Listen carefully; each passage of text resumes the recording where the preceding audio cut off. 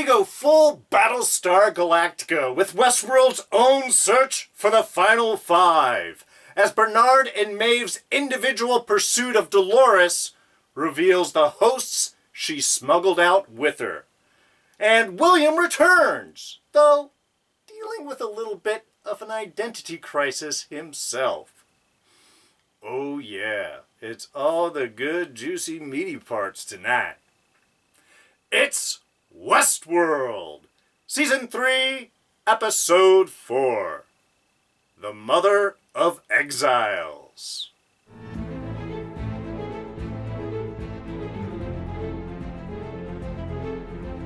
Hey everyone, D here, and welcome to this week's review of Westworld. So yes, I'm telling you right now, tons of spoilers, all the spoilers coming at you within minutes. So this is your official spoiler warning. And also want to remind you about our quick jump index system. Right in the description below, we'll have this entire review titleized, time-stamped, broken down into easily digestible parts. And you can watch them in any order. You can watch the end of the review first. You can watch the beginning last. You can watch this review in any order you'd like. Alright, so, let's sort of just dive right into things, shall we? So good. My God, I say it over and over again every week. I know it like a broken record. There is so much yummy, meaty, juicy story just packed into every episode. Swear I get halfway through and I'm expecting things to wrap up and I realize I got another half hour of this show to watch. It is just astounding that way. And we get so much ground covered. We get Maeve out in the world being full superhero, dealing with Sarec, who's kind of revealed as our overarching supervillain.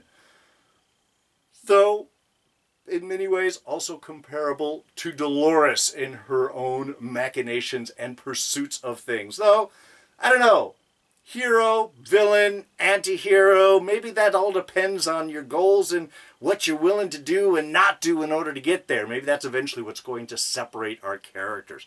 So we get a lot of good chess pieces going. We still don't know this full scope of Dolores' plan, and I love how they can do all of this movement and give us so much stuff and yet not totally show us anything, because at the same time we're dealing with fantastic reveals. We're finding out who were the hosts that Delores smuggled out with in a just mind-blowing moment that, again, so perfectly juicy and wonderful. It's like, it makes total sense. Why didn't I think of it before?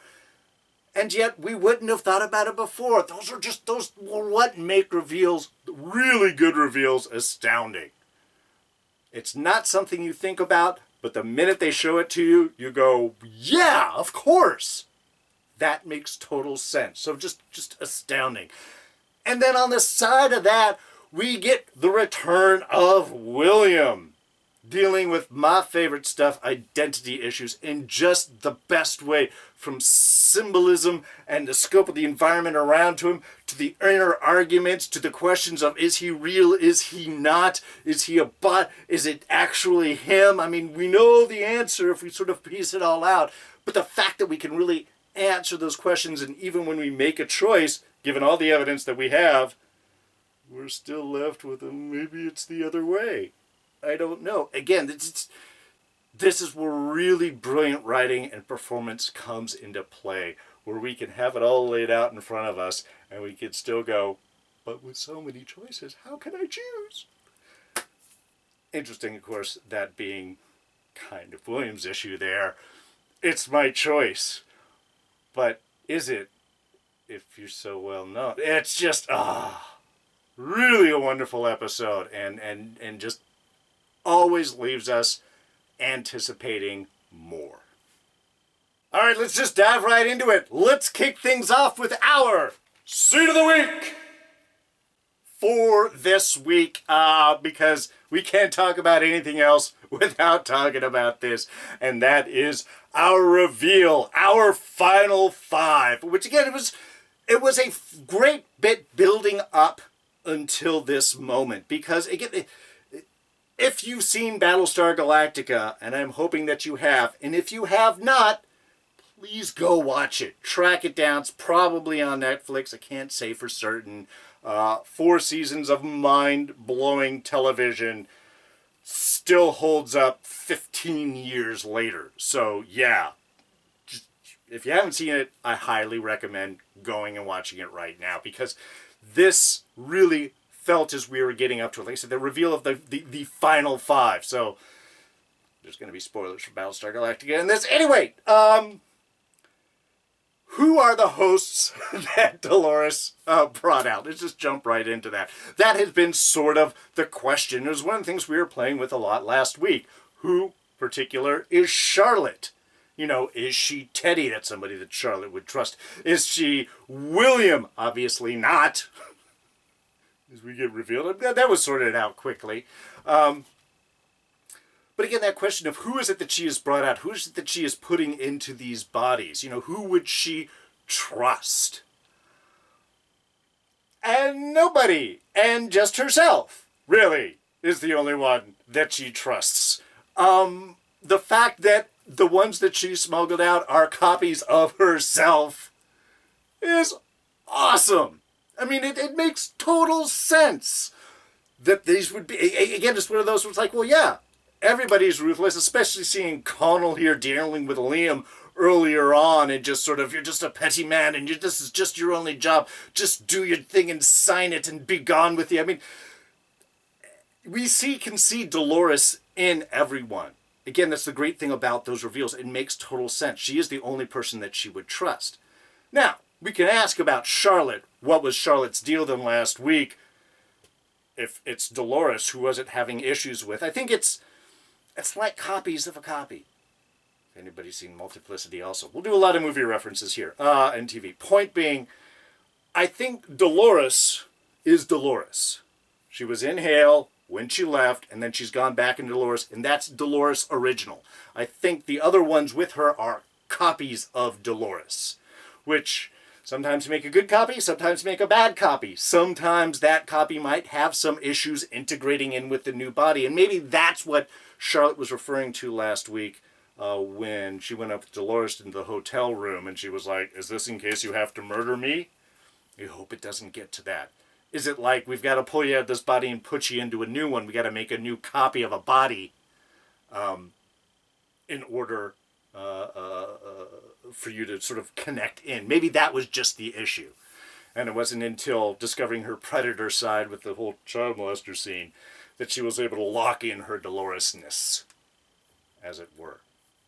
But again, it's just a beautiful bit, a wonderful moment in there of a reveal. Of course, this is all Delores. And that just makes it so much more dangerous, because it's not like Delores commanding troops. She's commanding everyone. You almost get that kind of like Ultron, if we want to go into the Marvel direction, of a singular copy in multiple bodies. Now, there can only be so many of her, though perhaps she could be in different bodies. But again, she only smuggled out 5. And maybe that's a big question, because there was Delores and 5. 5 things that she had smuggled out. So, we'll ignore Delores, we'll take the other 5. We have, of course, Charlotte. We've got Musashi. We've got Connell. And we know Bernard was one of the ones that she had smuggled out. So that does leave us with a 5th, who we don't know, has it been used or not? Is this a backup? Is this standing by? So we could have a possible reveal, or maybe the 5th has been used, which is what we're going to get to in just a minute. But again, it's that idea, that concept of who are the hidden bots in the community, and finding out not only can they be almost anyone, but all of them are the same person. The only ones you can trust in order to get this tough job done. Delores herself. So, yes, we've got 4 of those balls tracked down. Who is the 5th one? Who is that? What's their identity? A fitting question to ask someone else who is having some identity issues themselves. And that was William. And almost the scene of the week was the opening scene.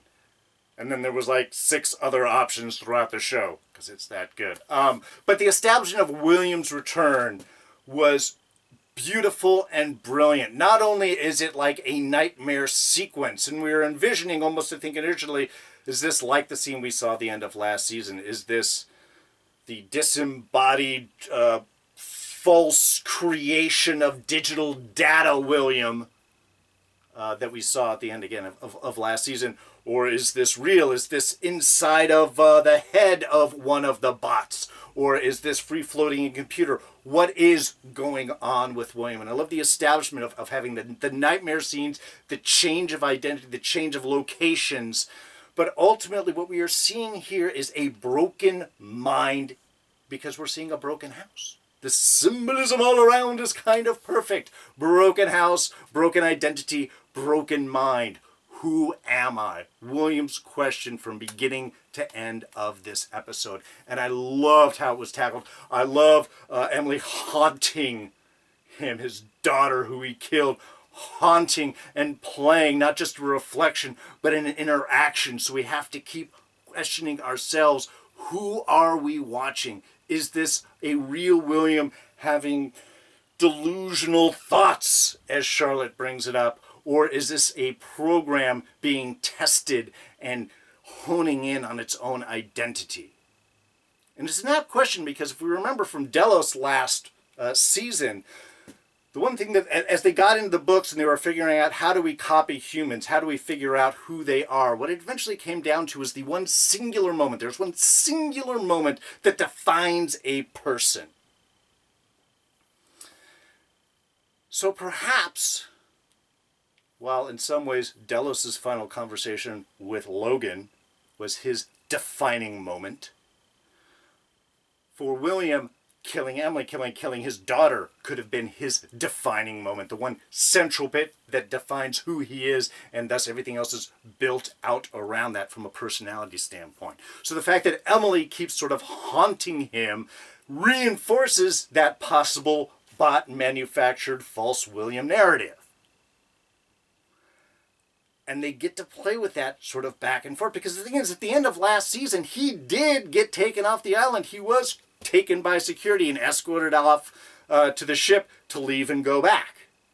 We just had that one final scene, and that seemed to take place in the future. But again, is that the possibilities of what the computer could do? Is it what it actually did? Is that revealing to us that the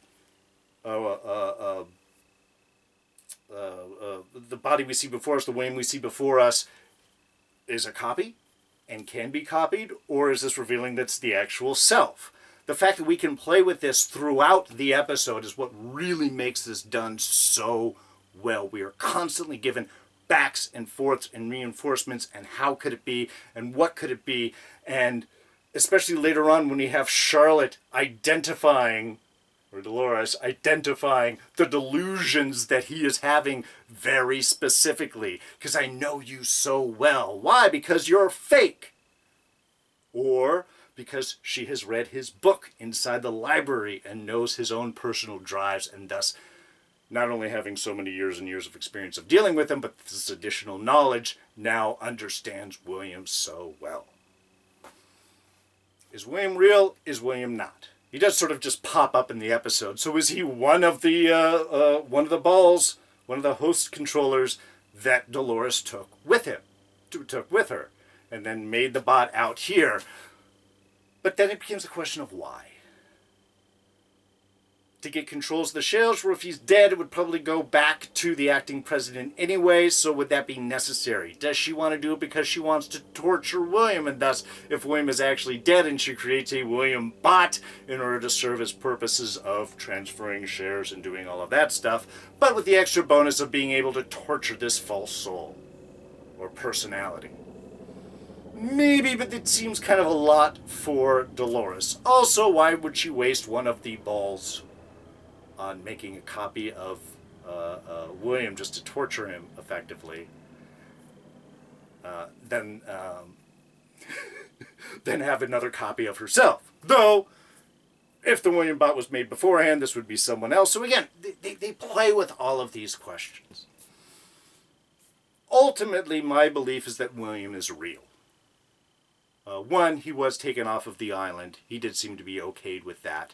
And so it would make sense that he did sort of pop back up. Yes, we do get that final scene, but that seemed to have taken place in the future, or it just shows that this is something the machine and the possibilities are still interested in doing. Maybe that is the fate that we're going to be going towards in the future, and so that's sort of a red herring scene, or something yet to come. Those are all possible. But mainly, yeah, it's why would Delores waste a valuable resource just to torture William? Also, he does get committed. And we know from Delores that hosts do not respond the same as humans do towards medical tests. So it would be very easy for the potentiality, even if it's a private mental facility, that they might try to do a blood test or check something on him and find out that he's not actually real. That's a big risk to take. And finally, Charlotte does prick him with something, a drug of some sort. Maybe it's one of those sort of synthetic things, and that's a way that she's able to kind of keep herself inside of his bloodstream. I don't know what future tech is.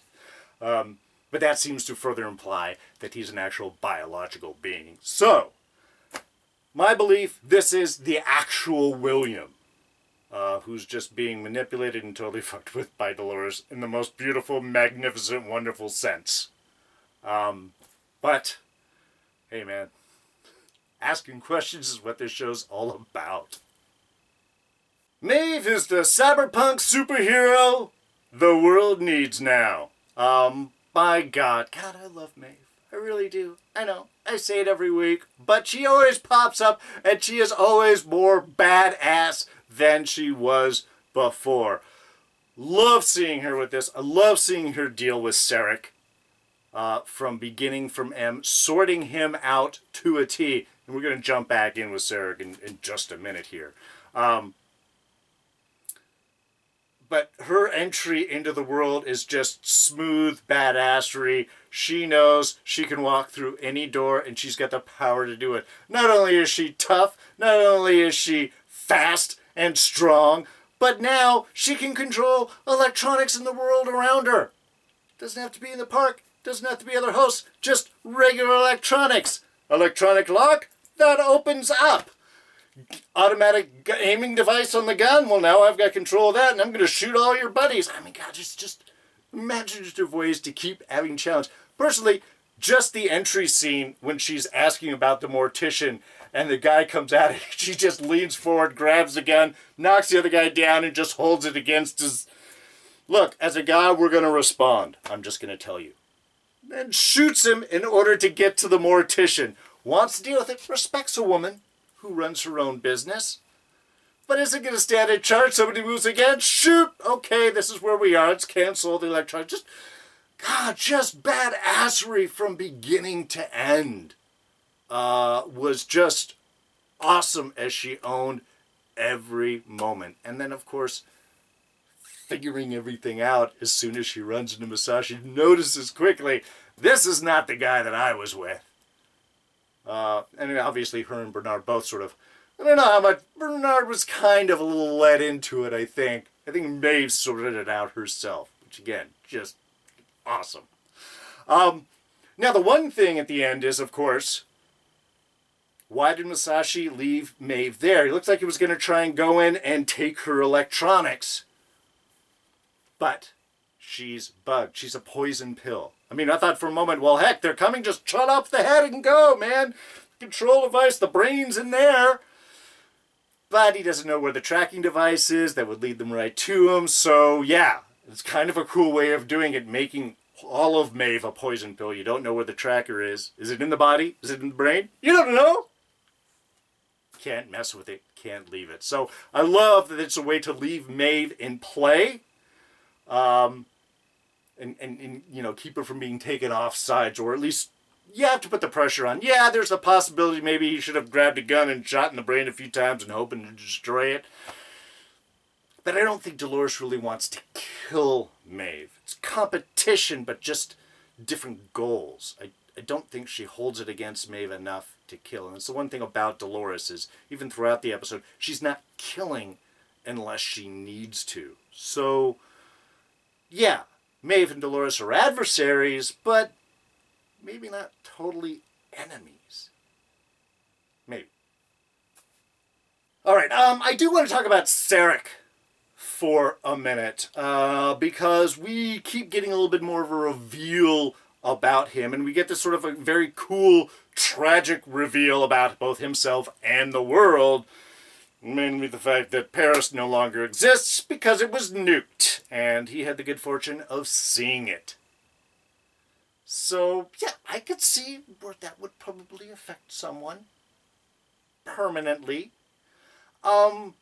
And maybe that is what is actually behind his whole reason for control, you know. He's got the machine. He's planning out everyone's lives because he wants to control it. He wants to build humanity's future. And it gives him that great supervillain motivation because in some ways he's a humanitarian. He is interested in maintaining the future of mankind, that we don't destroy ourselves.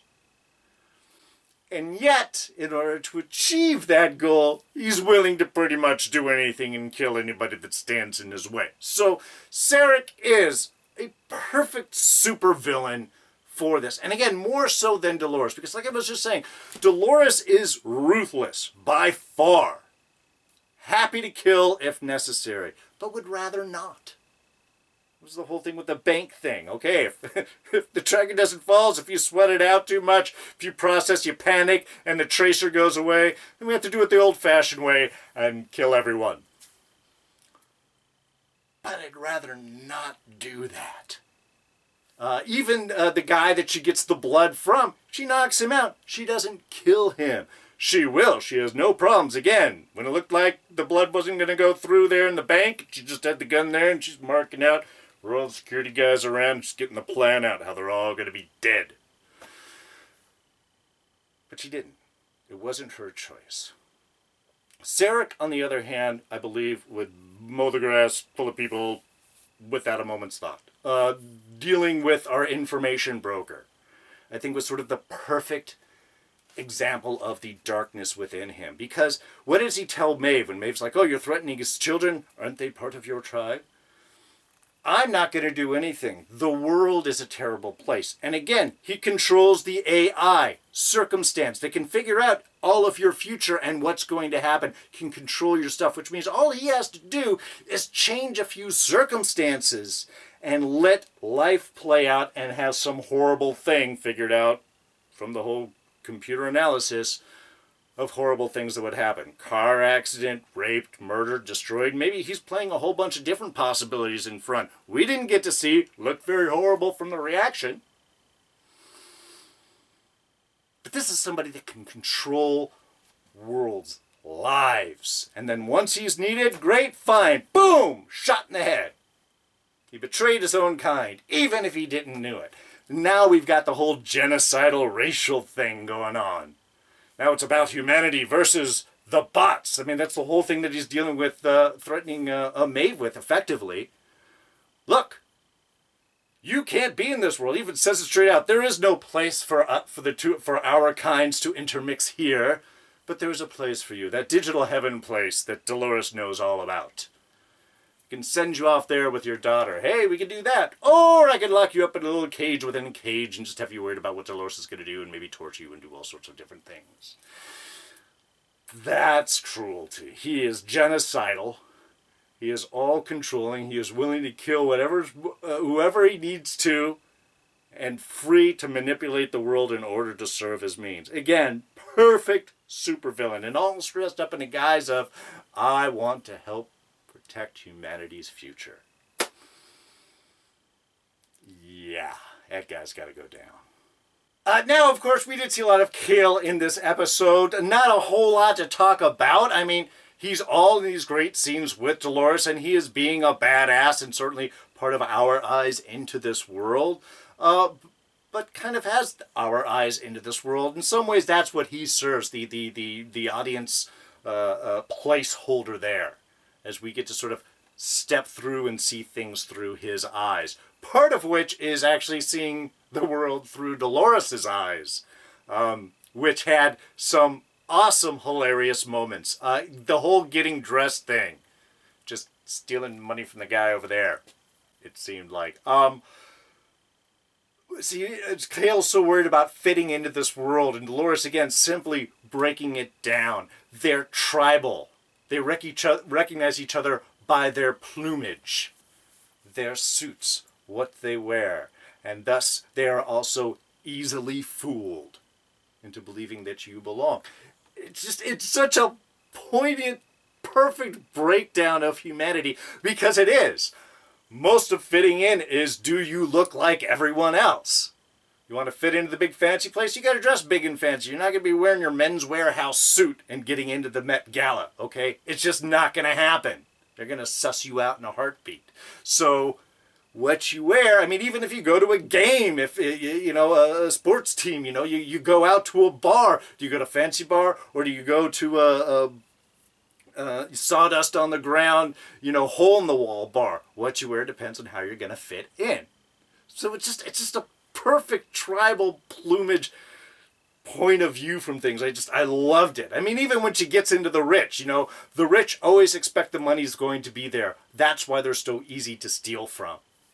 You have so much money, it's never going to go away. That's your viewpoint. That's where the whole thing is. So you can constantly play with it. Why do you need to check your bank account balance when you think money's always going to be there? It's a perfect breakdown of points of view, of accepting how our world is and therefore not accepting that the world could be any other way.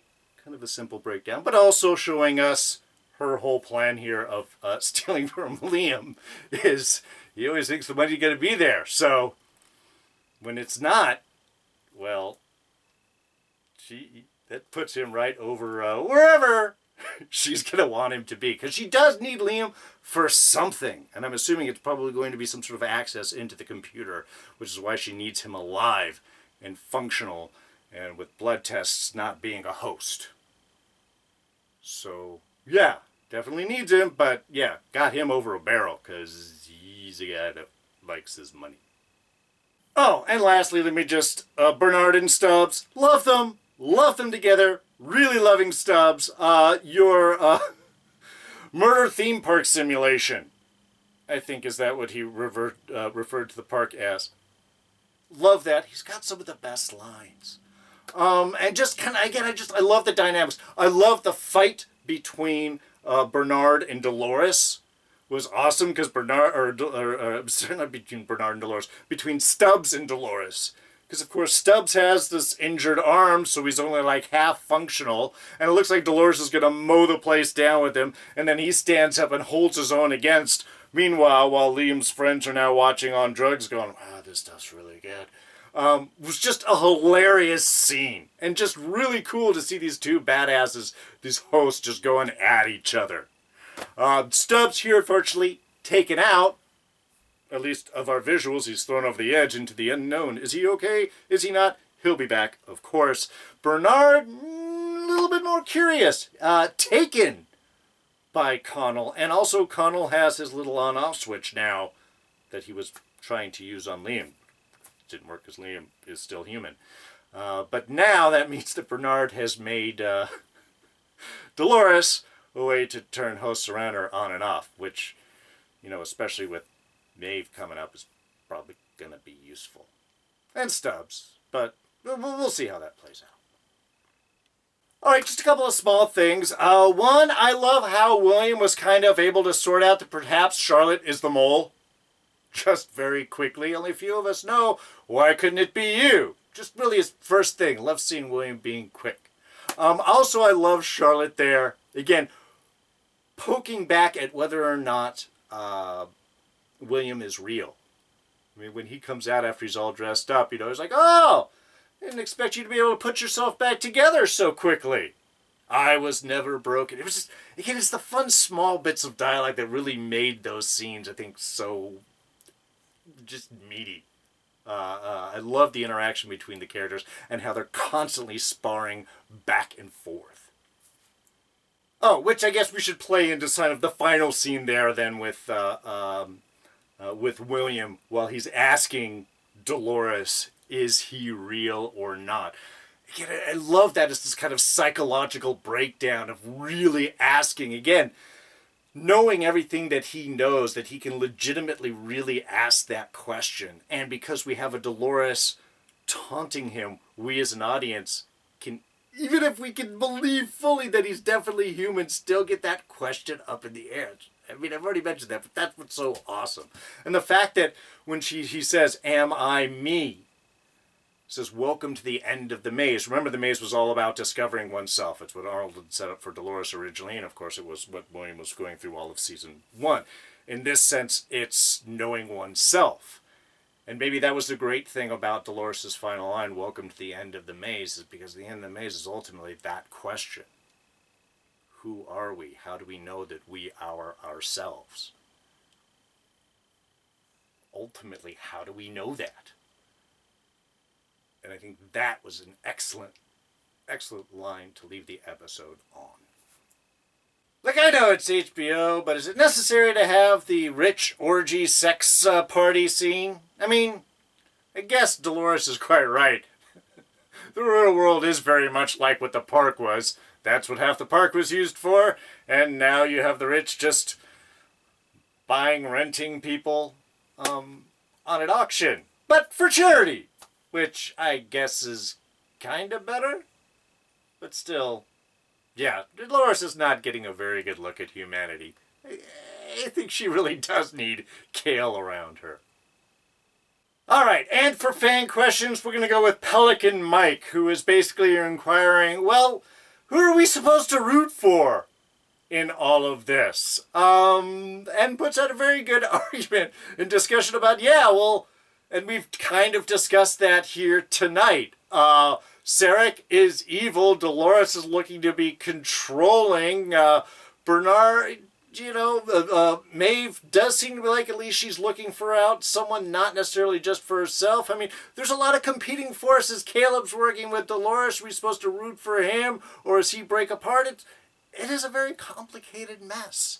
For Pelican Mike, it was Bernard, Maeve, and Caleb are the ones we should root for, and I'm going to have to agree with you on that. I think those are really our best characters. I think Delores, like I said, Delores and Sarec have an interesting kind of dynamic. They are very similar to each other in kind of their larger aspirations for the world and protecting their own people. So those are like, I think, the two main opposing forces. Maeve does seem to be like the superhero coming in because, again, in a way, she is just looking out for her kid, for her people as well. She doesn't even really want to play this game with anyone if she can avoid it at all. But she's also got the superpowers controlling the world around her, so she's the one that we need. Bernard, yeah, trying to stop Delores. And Caleb, yeah, I think is a gentleman just sort of trapped in this world and now seeing a potential way to be free of an over-controlling influence. Everybody in their own way has good motivations. Ultimately, it always comes down to what's the difference between good and evil, what you're willing to do to achieve it. So right now, yeah, I'm going to have to agree. I think Bernard, Maeve, and Caleb are kind of at the top of the list as the least most redeemable. But I am really curious to see what is Dolores' larger plan, because like everything else in this show, I think it's something we can't totally, whatever it is, it's not something we can easily think that it is going to be. It's not going to be the first thing that we think that it is. It's going to be something else. And once we see what that is, it's going to make total sense. I know that doesn't simplify things, but that's why this show's so good! Alright, well, I think that's definitely more than enough stuff to tackle for one review. I think we'll go ahead and wrap things up. Thank you, as always, for joining me through the reviews. Really appreciate your comments, your feedback. I love catching all of your guys' insights. It, again, makes the show much more fun when we can share it with everyone and sort of trade ideas back and forth. So definitely, thank you so much for watching. Thank you for sharing, and thank you for all of your feedback and comments. Really do appreciate that. So, as always, this is the point where I ask, if you enjoyed this review, please go ahead and hit that like button. Hit the bell for notifications. If you're a subscriber, we'll let you know when any new reviews are dropped. And, as always, I want to hear what you're thinking. please throw your thoughts down in the comments section below. What do you guys think about this episode? Give me your breakdown of William, real or not. Do you love Delores just bringing out copies of herself as opposed to trusting anyone else to get the job done? Maeve as Superhero, any thoughts, any insights? Where do you think the show is going? Let me know your ideas. Throw them down in the comments section below. You can always catch me on Twitter and Instagram. I am at Darren Jakes. Please subscribe if you're not a subscriber. Quick and easy one button press. You'll catch the rest of this whole season. We just wrapped up season 10 of The Walking Dead, and we have season 7 of Agents of S.H.I.E.L.D. coming up this summer. So, a lot of fun stuff. Don't miss any of that stuff if you're a subscriber. Do that by clicking this button right here. And we'll throw up a couple of our latest reviews right here for you to check out. So, that's going to be it for me. I'm D, and I'm out of here. Catch you guys next time. Bye-bye.